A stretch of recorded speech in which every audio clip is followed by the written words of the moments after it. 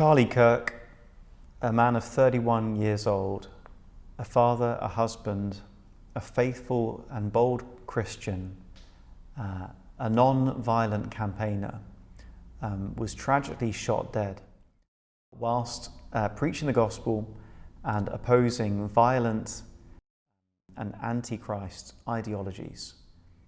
And the UK Church did and said largely nothing in response. My friend Jamie Bambrick has already released a video challenging the silence of the UK Church and pleading with pastors to speak up. I want to do something a little different in this video, though related. My concern is not only the silence of the UK Church, which is almost total, but in a sense, what I find even more disturbing is what has been said on the rare occasions that prominent Christians have spoken into this issue. And I join Jamie in calling UK pastors in particular to speak into this issue, but I urge them not to speak into this issue in a certain way. Because what I've noticed in the few utterances that there are out there in the UK Church is rather than taking a clear moral stand, rather than identifying with Charlie Kirk, I'm not saying we need to think that he was perfect or all his political views were perfect, but there has been a reluctance to identify with him, to stand with him. In another video I've just released, I suggest that this is a real moral and spiritual problem, and the heart of the issue may well be that we fear courting the same kind of persecution that he courted through his faithful stand for Christ, and so we hold him at arm's length and we won't be seen to be associated with him. I want in this video to look a little bit at the same issue in a sense, but from a slightly different angle. What is the kind of justification we're using? What's the sort of political philosophy, as it were, that we're employing when we are speaking into this issue? So a few, very few, have spoken into this issue, but when they do so, it is absolutely swamped by equivocation and caveating and prevaricating. And I don't agree with him on everything, and whilst I don't agree with his politics, and everything gets buried until there's very little left, and the subject is changed from what's actually gone on here and what the moral and spiritual implications are for all of us. There's been a running away from the moral import of what just happened. I've seen people changing the subject and saying the problem isn't trans ideology or the violent philosophy of the left, it's polarization. Okay, that's the real problem here. It's not that one political side is right and one's wrong. It's not that one side is closer to a biblical worldview than the other. The problem is polarization, as if that's what killed Charlie Kirk. Polarization didn't kill Charlie Kirk. There's nothing actually inherently wrong with polarization. Jesus was polarizing. John the Baptist was polarizing. The apostles were polarizing. And guess what? No one ever gets martyred because of avoiding polarization. People only get martyred because they are polarizing. The gospel is polarizing. Christian morality is polarizing. And so it simply won't do for Christians to say, oh, the real problem here is polarization. The US has just become so polarized. Well, actually, things need to get more polarized. I'm not saying they need to get more violent. I'm not saying we need to be less charitable. I'm not saying that we need to become more prejudiced, but I am saying things need to get more polarized, actually. Because tolerating evil is evil, and being comfortable with evil is evil. And if we're not polarizing, something's wrong, because we live in a dark world and we are supposed to be children of the light. And so if we're not polarizing, we're not doing it right. I'm not saying we go out to cause offense deliberately, but we should be offensive. The light should be offensive to the darkness. And so rather than seeing polarization as an instant loss, we should actually be expecting to see it around us if we're being faithful. So let's not change the subject and say polarization is the problem here. Polarization is par for the course, and we should be absolutely comfortable with polarization. I want to be seeing more polarization, in a sense, in our nation. For too long, in our British way, we have turned a blind eye to wickedness, and we've pretended that light and darkness have something in common. Others are saying the problem here is rhetoric, it's tone. It's, whether they criticize Charlie's tone or the tone of the other side, they'll say it's not about the substance, it's not the moral arguments that are being made here. There's nothing wrong with the morality of different political or ideological sides. It's the rhetoric, it's the tone. Again, how does this square with a biblical worldview? Look at Jesus' tone. Sometimes he was deeply offensive. John the Baptist, we're talking about name calling here and exposing people and humiliating people sometimes for their hypocrisy and their wickedness, their oppression of the vulnerable, their twisting of the word of God. Look at Elijah and his tone. Look at the tone of the apostles, the reformers, the social reformers. If we could get up some of Martin Luther's tone here, we'd be shocked. The tone police would be all over it. Now, tone has its place. It does matter. But how can we end up talking about tone when an innocent man has just been shot by a sniper whilst he's just speaking about what is good and true and beautiful? This is not the time to talk about tone. This is the time to talk about the light of the gospel and the deep darkness of demonic ideologies that promote the forcible silencing of those espousing good Christian values. Another way that the subject has been changed recently, I've seen is someone saying, oh no, the problem is social media, it's the algorithms. Okay, we're all being fed what we want to be fed, and so we're coming out with different ideas of what's going on. And so apparently algorithms are the evil of the moment. It's not trans ideology, it's not the sniper that we should be angry at. No, it's the algorithms. It's not the hordes and hordes of leftists, including people of prominent standing and position, who are literally celebrating Charlie Kirk's death. No, that's not the evil that we're meant to be horrified by. We're meant to be horrified by the algorithms. Down with algorithms. Don't criticize the left because leftists might get upset. Criticize the robots and everyone's happy. It's all just a misunderstanding fueled by social media. Nothing to see here, folks. I'm going to be honest, I'm deeply disturbed by the way the subject is being changed here. It's as if nothing's really happened. It's all just a misunderstanding. People have just been pushed to their extremes by their algorithms. The tone's got a bit out of hand. It's not the actual ideology here is a problem. It's just kind of a misunderstanding. And the problem is not right or left. It's just toxicity. It's just people getting carried away. It doesn't really matter what side they're on. And that's like the best of the UK approach so far, pretty much. When people haven't been completely ignoring the issue, they've spoken into it and said, hey, the problem here is polarization, it's rhetoric, it's the algorithms, we're all in different echo chambers. There's nothing actually to address here in terms of different political or moral ideologies. The toxic left is no worse than the toxic right. We just need to preach the gospel. And what we're seeing here is once again what's known as the third way. It's an approach to political issues that says the left hasn't got it, the right hasn't got it, Christ has got it. Okay, so let's not be on the left, let's not be on the right, let's not claim that either the left or the right is more Christian. They're as good as each other, they're as bad as each other.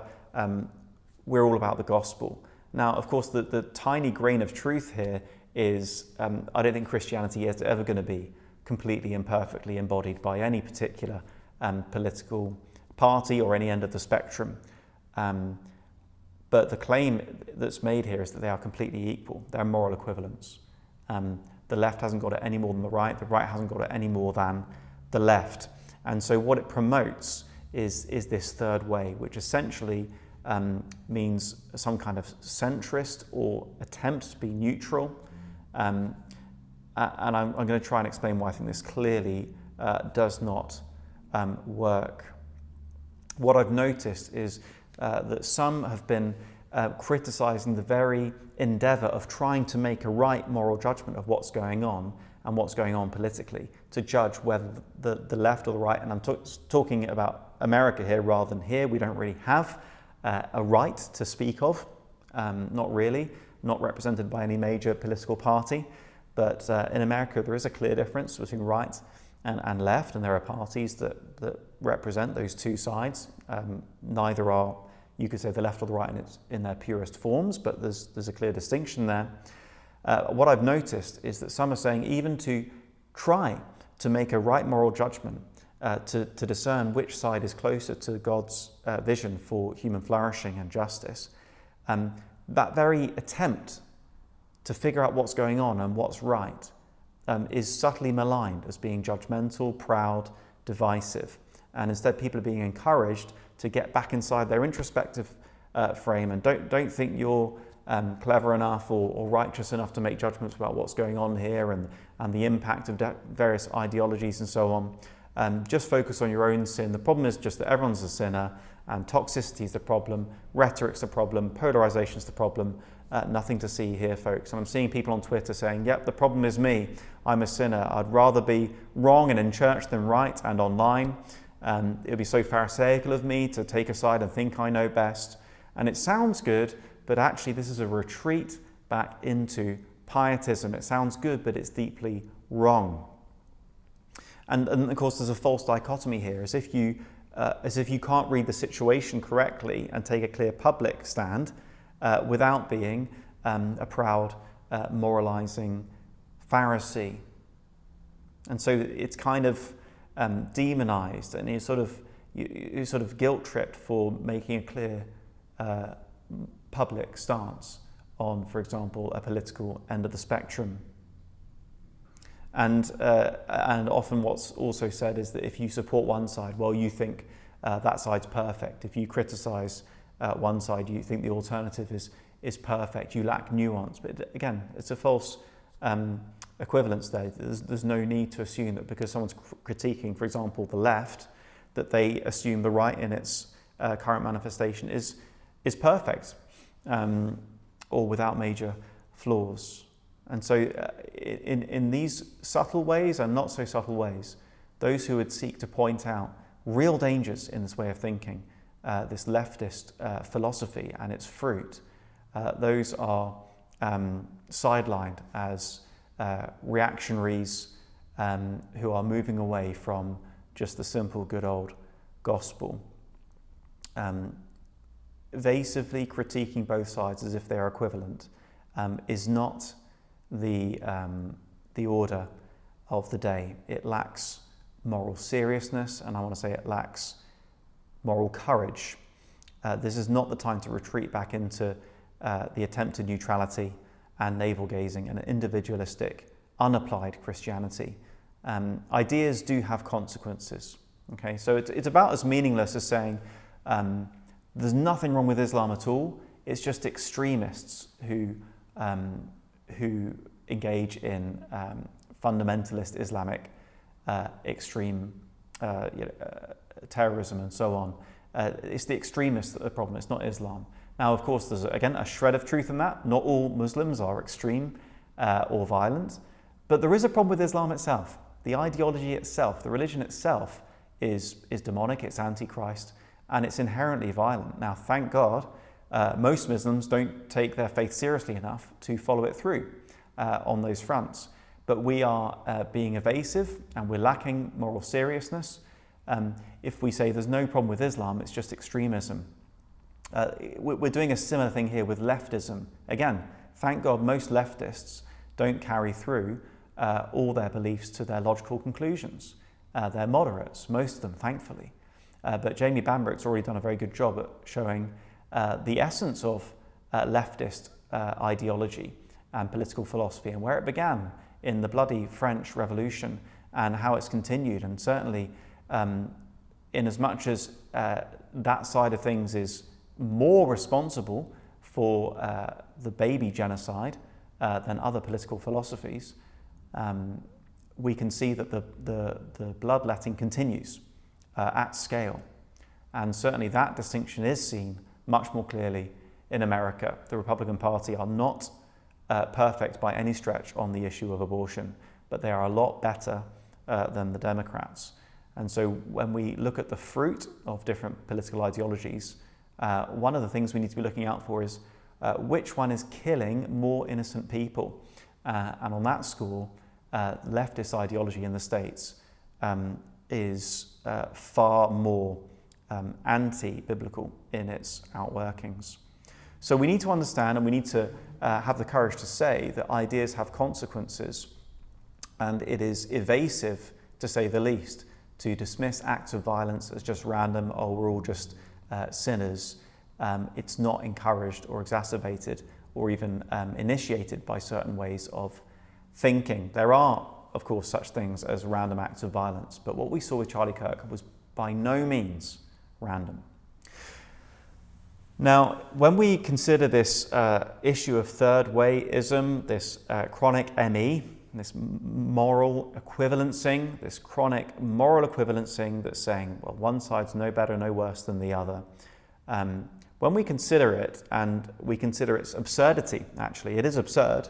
I mean, how can it be that the right answer to a question of public morality is neither left nor right, but somewhere in between? How can you find the right answer in between two wrong answers? It doesn't make sense. The only way that can make sense is if God is confused and doesn't know what he thinks about an issue, or he has multiple answers to the same question, or he doesn't know what he thinks. It simply doesn't make sense. That the right answer cannot be in the middle of two wrong answers on a moral issue. One side is always going to be closer to the truth than the other. And indeed, on most serious moral issues, it's very clear to see, certainly in the States, which side is closer to a biblical worldview. So it is an absurd position to take. It's an evasive position to take. And it brings us closer to a vision of Christianity that is unapplied, Gnostic, antinomian, ethereal, as if Christianity doesn't have necessary outworkings, not only in personal morality and in the family, but in public life, which is just morality, but at another level. And this is a deeply unchristian way to think. God does know what he thinks about issues, and we ought to be searching God's word and applying Christian morality to how we behave in the world and the sorts of laws and policies we want to see enacted for the good of all. Now, I think the absurdity of this view and the moral bankruptcy actually can be seen quite clearly when we compare the response of the UK Church to the death of Charlie Kirk with our response to the death of George Floyd. I think a comparison here is quite instructive. Let's start with just looking at who George Floyd was and what happened there and how we responded, and then the same again with Charlie Kirk. Okay, so George Floyd had 5 children with several different women, ranging from 6 to 22 at the time of his death. George was arrested 9 times and had 5 prison sentences. He was imprisoned from 2009 to 2013 for aggravated robbery with a deadly weapon. This incident stemmed from a home invasion where Floyd and several accomplices forced their way into a woman's home and ransacked it. Floyd held a gun to the pregnant woman's stomach whilst his accomplices ransacked the house. Okay, just a few things about his character and his record. The second point for us to note is that there was zero evidence that Derek Chauvin was racially motivated. Indeed, his police partner on the day was a person of colour. Chauvin's own wife is a person of colour. There was no evidence that he was racially motivated in any way, and so Chauvin was never charged with any racist intent in court.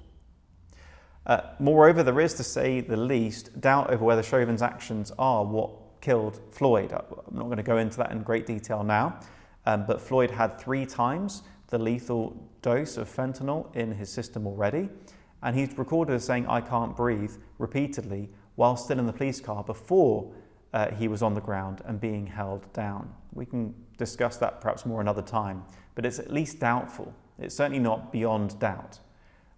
that it was Chauvin's actions that killed him.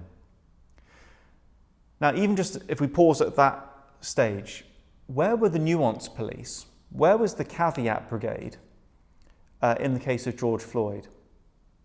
Okay, before had even been a trial, churches started putting on anti-racism seminars, embracing BLM ideology, critical race ideology, many of them. But certainly churches, church leaders, rapidly, with one voice, were quick to uphold Floyd as the innocent victim, and they were quick to cast Derek Chauvin as a hideous racist. Okay, before there'd been a trial, before we knew really any of the facts. Because who cares about the facts, right? I'd rather be right in the world's eyes than factually right or right in God's eyes. And then we look at the fruit, the aftermath of that incident.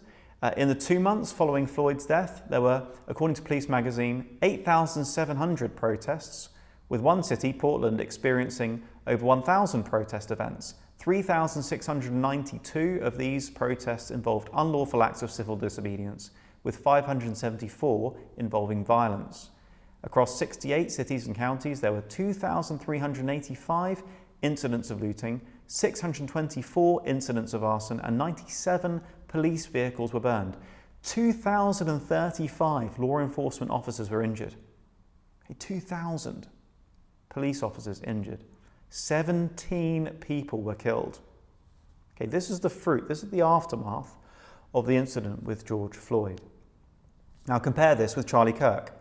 His character, by all accounts, was, we have to say, squeaky clean. You may not have agreed with all his political views. You may not even have agreed with the ways he said things all the time.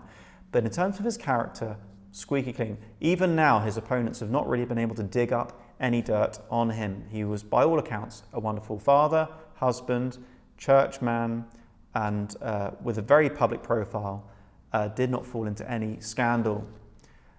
Secondly, we can see that he was definitely murdered. Okay, there was no doubt about the cause of death with Charlie Kirk, as there was with George Floyd. So he was definitely wrongly killed. The killer's motive was obvious. Okay, this was Charlie was known for opposing trans ideology very firmly. The person who killed him clearly thought he was a fascist and was in a romantic relationship with a man who was trans. So the motive was obvious. And then look at the aftermath.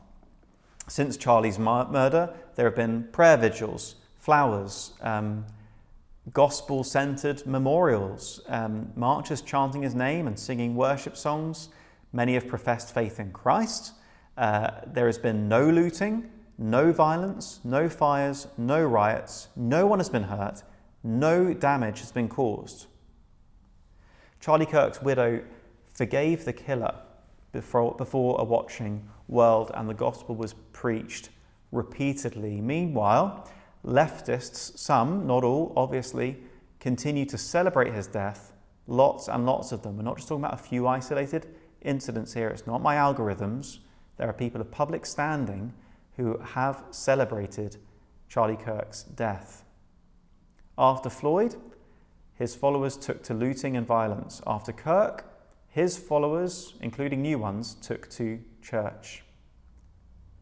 The UK church spoke up boldly, unmistakably, in favour of Floyd and against Derek Chauvin, and yet has been largely silent on Charlie Kirk. In what world is that justifiable? In our dishonesty, in our inconsistency, in our cowardice, we don't even give Kirk an equal look-in. We love Floyd more than we love Kirk. How can this be? Because we love the world and the things of the world. This is friendship with the world. We want to be liked. We don't want to be labelled far right, and I'm afraid that's what it is. Most people in the UK church, I'm going to say most from experience, anecdotally, most people are more horrified by the idea of being linked to that religious right, fundamentalist, Republican supporting kind of American Christian. They're more horrified by that than they are by child sacrifice. Okay, because if you ask a Christian in the UK, what do you think about abortion? You'll get, well, I don't think it's right, but maybe there's some circumstances and but the main thing is we mustn't be like those American pro-lifers who are so unnuanced and so hateful and so judgmental. You ask them what they think about Donald Trump, you'll get a very unequivocal condemnation. Many Christians in the UK hate Donald Trump more than they hate child sacrifice. And it's because we have this narcissistic concern for how things reflect on us. We don't want to be seen as one of those. In my other video, I talk about how this drives the way in which we keep Charlie Kirk at arm's length. But here I want to look at the sort of thought world behind that, the way we justify that with our supposed neutrality and third-wayism. But in this case, we haven't even gone that far. Our total silence, our near total silence, doesn't even give Kirk an equal footing with George Floyd. But even when one or two have spoken out, about as good as it gets is putting Charlie Kirk on an equal footing with George Floyd, as if they are moral equivalents, as if what happened there is comparable. And I want to say that this too is completely inexcusable. It reveals us to be morally bankrupt. This is amoral Christianity. We're post-truth Christians, amoral Christians. We don't care about the facts. We don't care about what actually happened. We don't care about the moral and spiritual import of what happened. The most thoroughgoing third-wayists, and there's a particular prominent UK evangelist I have in mind here, at least gave Floyd and Kirk an equal standing, but this too is unacceptable. Okay, so for this particular evangelist, Floyd and Kirk serve sort of equally well as gospel illustrations, serving as the kind of Christ figure within that mythos, within that story, a story that resonates with people. Why it hits home is because both with George Floyd and Charlie Kirk, we've got a kind of innocent Christ figure who is violently killed. It sort of echoes Christ, and that's why it kind of resonates with us. And this evangelist defends using both George Floyd and Charlie Kirk in this role, and defends himself against people on the left who think he's too generous with Charlie Kirk, and people on the right who think he's too generous with George Floyd. And well, because people on both sides disagree, I must be doing it right. And both these characters serve perfectly well in the role of a kind of figures of Christ in this kind of drama.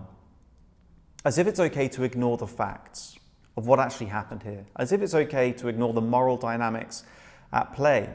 As if it's okay to ignore the fact that one of them was an upstanding Christian evangelist shot for standing on the truth, and the other was a violent convicted criminal. As if it's okay when one of them stood up for babies in the womb, a bold, faithful, pro-life advocate, and the other one held a gun to the pregnant womb of a mother.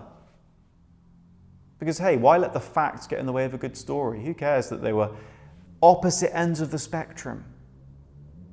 Because they just serve perfectly well. So long as we pretend that George Floyd was an innocent victim of racism, and as long as we kind of give him an equal footing with Charlie Kirk, they serve perfectly well as illustrations for the gospel. Now, I'm all in favor, of course, of the gospel going out, and in a sense, whatever the motive, and even when it's done in a morally questionable way, we can thank God the gospel's going out if it's the gospel going out. But it's not okay to even play along with a narrative that sanctifies Floyd, that demonizes, by comparison, Kirk, even tolerating the idea that they're moral equivalents. It's to bear false witness, actually. It's to use dishonest scales, acquitting the guilty and condemning the innocent.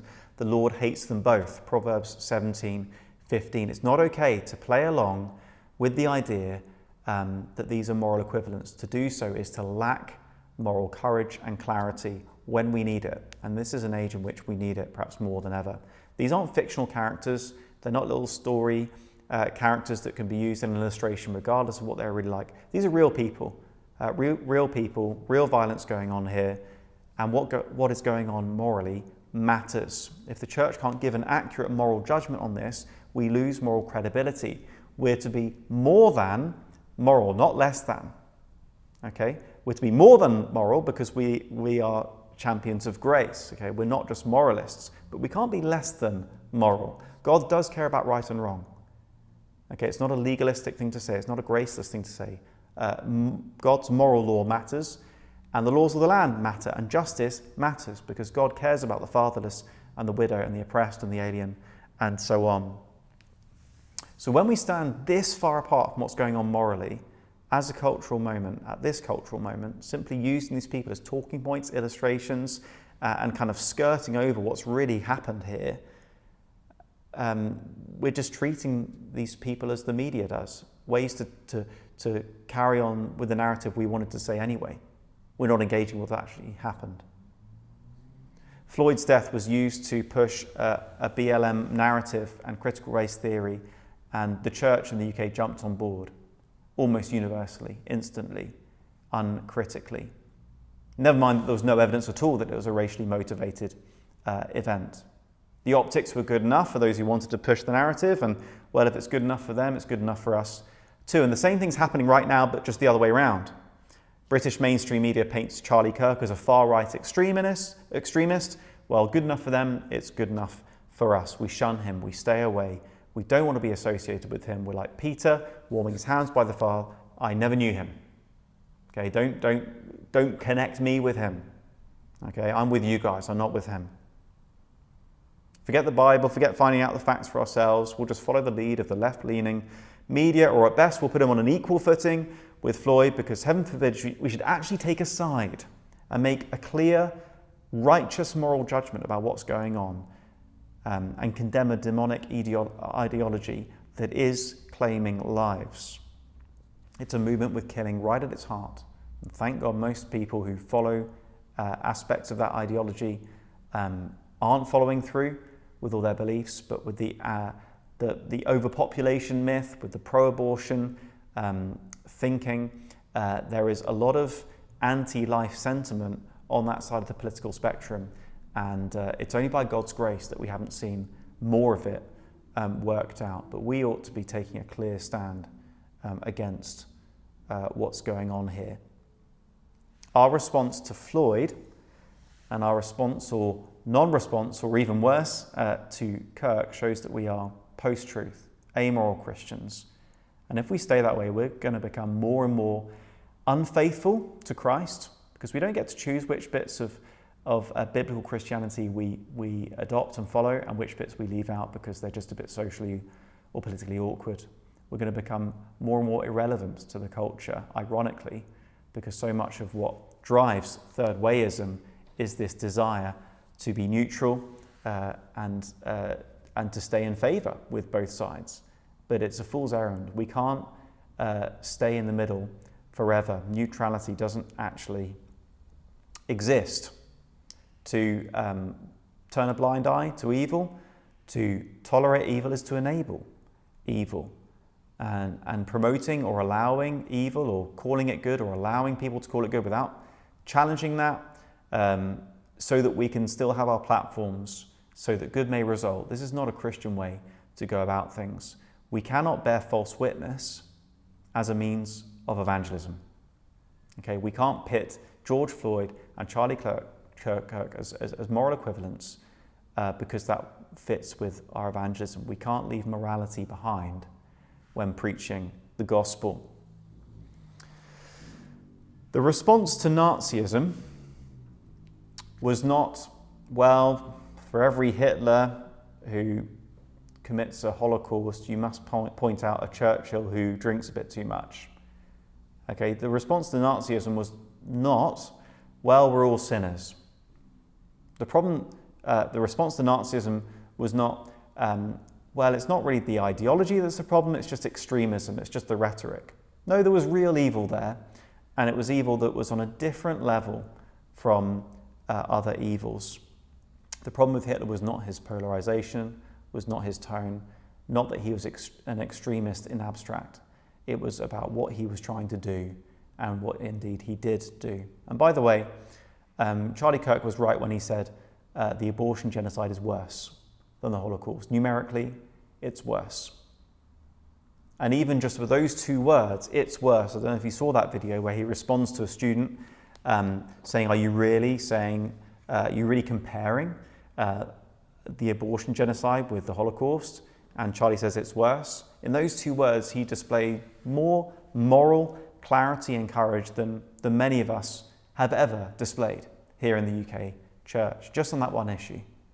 And yet we dare to look down on him as if with all our nuance and political neutrality and sophistication, we are more Christ-like, we're superior. How dare we? By comparison with Charlie Kirk, most of us honestly don't know our right hand from our left when it comes to public morality and applying Christianity to the issues, the moral issues of the day. Most UK Christians wouldn't think twice on the question of whether to support the Democrats or the Republicans if they were in America. To them, it's just obvious. Of course, you go for Harris or Biden over Trump.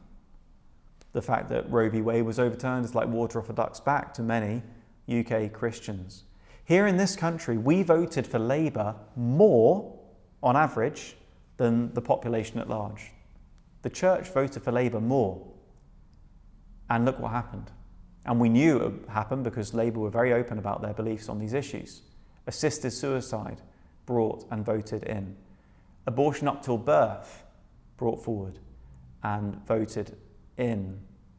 And we dare to look down on the politics of our American brothers and sisters. They're not cousins, they're brothers and sisters in Christ. And we dare to look down on them because we think our third-way neutral stance is more sophisticated and more Christ-like.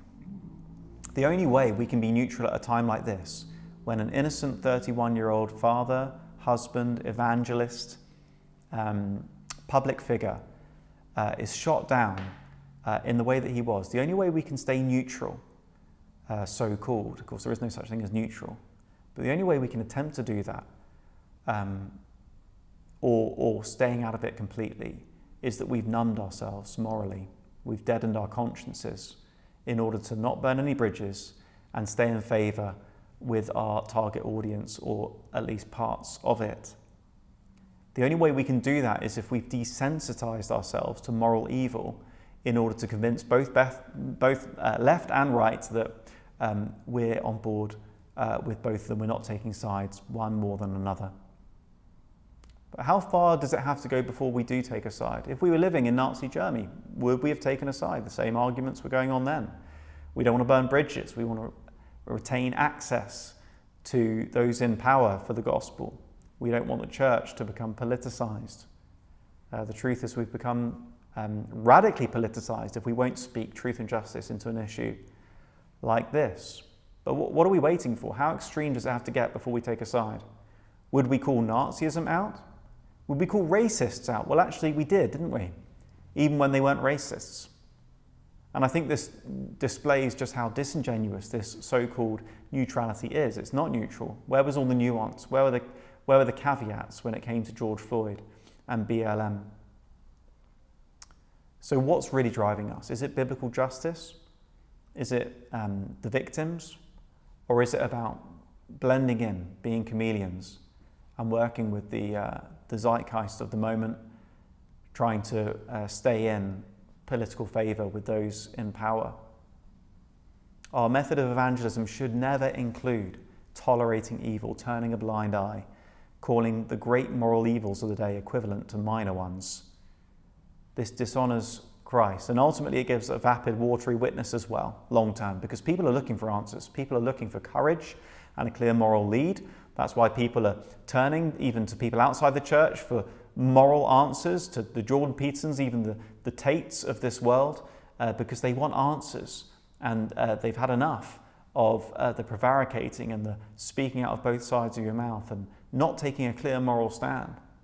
People want answers. Most clear-thinking, honest people, even outside the church, see that there is nothing like a moral equivalence going on in this cultural moment. They're looking for a Christianity with moral backbone. I saw one video about, well, Charlie may be what got them into church, what's going to keep them in church, and rightly, preaching Christ, yes, that's what's going to keep people in church. But not if we airbrush out of our Christianity applying morality. Then we become antinomian. And ultimately, and I've spoken with many people like this, they find themselves deeply disturbed and disenfranchised in churches where they simply will not have the courage or clarity to address the moral evils of the day, like abortion. They won't take a stand. And by the way, it doesn't really mean much to say you're pro-life, to take a stand, if you then tolerate or support the parties that advance the cause of abortion. That doesn't really make sense. You can't really be pro-life and yet support pro-abortion parties. What does it mean to be pro-life? So yes, preaching Christ, of course, is what the church exists for. And that is what's going to see people converted. But we need to not only preach Christ, but preach all that his word teaches and all the implications and applications of his word. Otherwise, we end up with a Gnostic, unapplied Christianity. And long term, that's not going to keep people either. The contrast between how we should be responding in this moment and how we are responding is getting starker and starker. I fear we're swiftly going to find ourselves on the wrong side of history, on the wrong side of this significant spiritual moment, if we try and stay in the shadows of third-wayism, this attempt at neutrality. This is not the time for compromise. This is not the time for staying in the shadows. This is not the time for trying to keep both sides happy. It's time to take sides. I'm amazed by Charlie's widow, Erica, forgiving the killer so early on before a watching world. She managed to forgive Charlie's killer, but we, the UK church, won't forgive Charlie. Forgive him for what? For being far right, for being a Republican. We disown him. This isn't Christian love. We are failing to stand in solidarity with a good Christian man shot for his Christian views because we don't like how that might reflect on us because of his politics. If he had supported Harris or Biden, I doubt that UK Christians would have much difficulty in standing with him. But because he was a Republican, we grimace at the prospect, at the idea of standing with him. We're completely missing the prophetic moment that we're in if we try to stay neutral. I believe the evangelists of the 21st century will have to become more and more like Charlie Kirk than like our sort of left-leaning or politically neutral, quietist, ethereal, third way ideal that's still so popular in the UK church. People are looking for clarity. We need to become more morally engaged, more courageous, more politically engaged, not instead of the gospel, but because of the gospel. We need to do it in the right way, but we need to do it. It doesn't mean we're going to be infallible. It doesn't mean there aren't some debatable areas, but no, leftism and its opposite are not moral equivalents. You don't just take your pick as a Christian. It's not like choosing a football team. These are morally consequential sides of the political spectrum, and politics is morality applied in the public square. These are the issues that people care about. These are the issues that people need a clear moral lead on. And we alone, as the church, are uniquely placed to bring that moral clarity. So I want to encourage us that there's an opportunity here to dispense with third-wayism. It's time. It's time for not only Christian leftism to die, and Jamie Benbrick did a video on that already, but also it's time for third-wayism to die. Neutrality has been discredited in this moment. And we've seen amazing fruit already from Charlie Kirk's life and death, as many millions around the world have been hearing the gospel preached, and many are responding. It's because of his moral courage, it's because of his clarity. Even if he didn't get it all right, he was there in the right place trying to do the right thing. It's time to let third-wayism die. It's time to take sides. And it's time to get serious about applying a biblical worldview to the moral issues of our day as we preach the gospel. Indeed, it's an on-ramp to the gospel. And we've certainly found that in our work as we talk to people about abortion. There are great open goals for evangelism presented to us because you're already talking about the moral issues that people need to be thinking about. Why am I here? What is the human being? What makes us valuable? Is there forgiveness? What happens when we die? These are the issues at the heart of sexuality, transgenderism, abortion, euthanasia, and all the rest of it. Christianity has the answers, and it's time for us to stop shrinking from these issues in order to not cause offense. But let's get out there, boldly proclaim the gospel and its implications, and let's be inspired by the life and the death of Charlie Kirk as to what it looks like, what it means to be faithful, impactful Christians in this hour.